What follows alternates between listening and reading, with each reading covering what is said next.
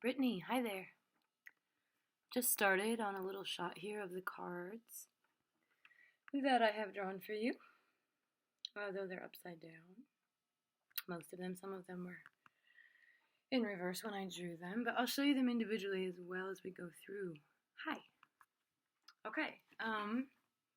Well, gosh, I'm really looking forward to doing this reading for you. I'm really happy that I got to. It definitely told me some stuff. I definitely got some information from the cards. They were giving the answers. But I hope that you're doing well.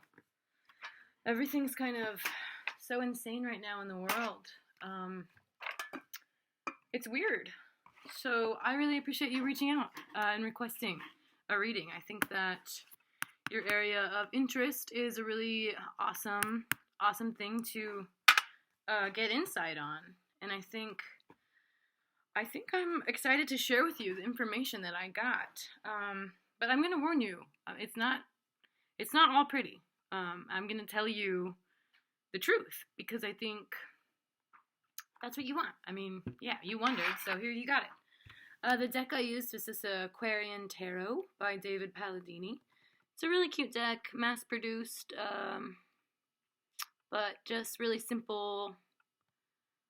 As far as the artwork goes, it's beautiful and intricate, but very simple in a sense of basic, like, everyday good use card, you know? They're not elaborate or crazy or any of that stuff. All of that is besides the point. I'm going to stop rambling, and I'm going to get into this. So I started your reading by pulling the Star card, and I ended your reading by pulling the Sun card. So those are two very powerful major arcana cards. And sandwiched in between those cards is a lot of bullshit. And it feels like you are going through a lot. So when you mentioned that you were wondering about your path with all of these amazing special skills and special interests that you're passionate about, that you're working towards, I think right away when you said that, I got this burst of energy that was like, holy shit, you're amazing at what you do. I definitely think you're on the right path. I think that anything you want to learn and get better at, and especially the stuff you're already working on and getting better at so rapidly, is all really awesome and really good. And when I got the Star and the Sun card at the beginning and the end of this reading, like, that tells me definitely yes. The Star specifically, I'm just going to look at my notes. When I was drawing the cards, I wrote some things down to try and understand better here. So in regards to career, which is what I took it as, the Star is a really big green light that you should move forward with your plans. The things that you're doing are going to prove to be worthwhile. And I know that they already have probably been very rewarding for you. But there have been times, you know, where it's like, am I doing the right thing? You know, is this right for me? Is this what I want to do? But at the end of the day, I think that definitely the things you're focused on most and the things you're putting your energy towards most, those are the right things for you. Feels like those are definitely the right things for you. One thing, though, you know, also with the Star that comes along with that is that this card asks you to be wary of bragging or kind of showing off. Yeah, I wanted to see how I put that. Bragging or showing off about your achievements. Or kind of, I'm guilty of this, but sort of jumping the gun when it comes to making announcements about things, like, just sort of kind of keep your cards close to you. Sort of like, the stuff you're doing is really cool and it's really great, and there'll be a time to share it, but let it kind of simmer a little bit before. Let it get better. Yeah, so just try not to brag. Try not to show off. What you're doing is really awesome and what you're doing is really good. But the star just wants you to stay focused on that. Immediately after the star, I get the Ten of Rods, which this card's a little bit of a bummer because it makes me feel like someone isn't pulling their weight. And so when I think of how passionate you are and how determined you are and how hardworking you are with the things that you're doing, I think of some sort of relationship in your life where you're also taking on too much, where it's like you're doing all of that, but you're also having to carry the weight of this entire relationship. And what this card is telling me is that you aren't feeling free to communicate to this person that you're dealing with that you need more help, or you need more support, or you need something else from them for them to pull their own weight or to do a little more to help out. That's sort of the energy I'm getting. And then with the Knight of Swords in reverse, as the third card that I drew for you, right next to that, I think these messages definitely are playing into one another. This one's kind of bad. It's sort of like recklessness and carelessness, kind of getting really hurt by the thoughtlessness of another. And it may symbolize your need to kind of really think about this and try and be objective about it. The Ten of Rods, the card right before it, was definitely saying, like, avoid being passive-aggressive with your behavior. Try not to be confrontational with your language. But at the same time, don't be afraid to be honest about what your needs are. Try and remember that it's a give and take, a two-way street, and try and help them understand that these big goals and these big things that you are working on are important to you, and they're important to the universe, and they matter. And you're not going to give up on those things. You're very resolute in the fact that this is what you want to do, and this is what you're doing. You are good at it, and you want to do that. But it looks like there is a relationship close to you in your life that is definitely being impacted by that. And it feels like it's coming up in these little fits of rage or jealousy, where this person that I'm talking about, which I'm sure maybe you, by just listening to this, know in your life who that is. I don't know who it is for you, but whoever it feels like it is that I am talking about for you, it feels like they're a little jealous that so much of your passion and so much of your energy is going towards these special interests and special skills and awesome things that you are good at. And they're sort of like, pay more attention to me.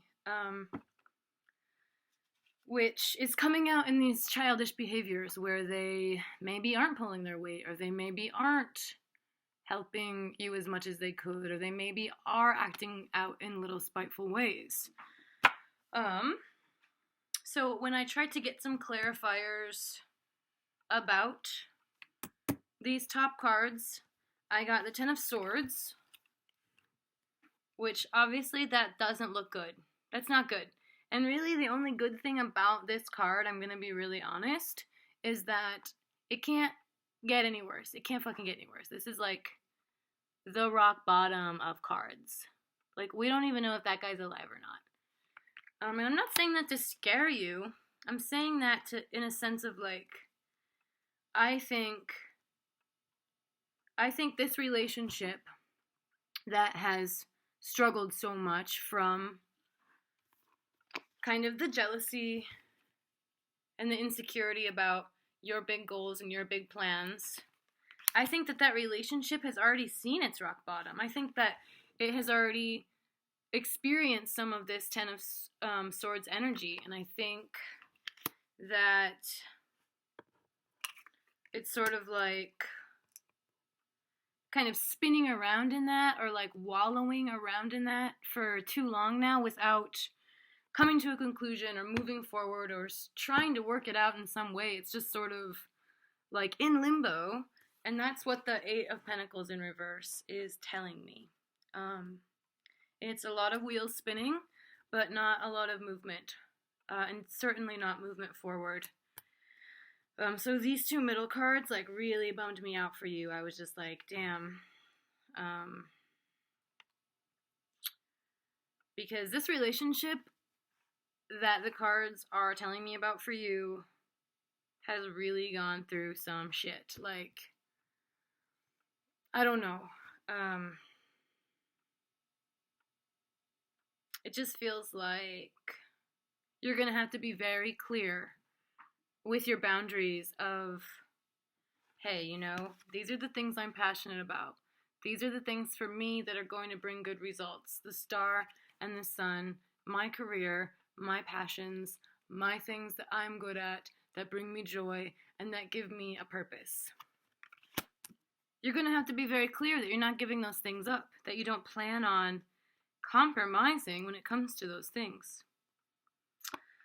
And hopefully you can kind of use some of these methods that the cards are telling you are good to use, like open communication. You have to, you know, maybe be somewhat assertive in a sense of saying like, hey, I feel like I'm doing too much in this, whether it's too much emotional labor for this relationship, whether it's, you know, doing too much around the house all the time for us, or whether it's feeling like I'm putting in so much effort for you and getting nothing in return.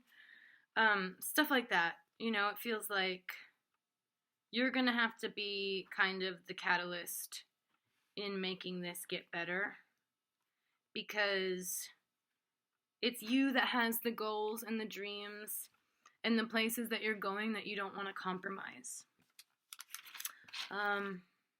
Last but not least, we got the sun, which I've been bringing up a lot because I just think it's so cool that this reading was sandwiched like that with two really amazing positive things and kind of a load of hardship and difficulty right in the middle of all of it.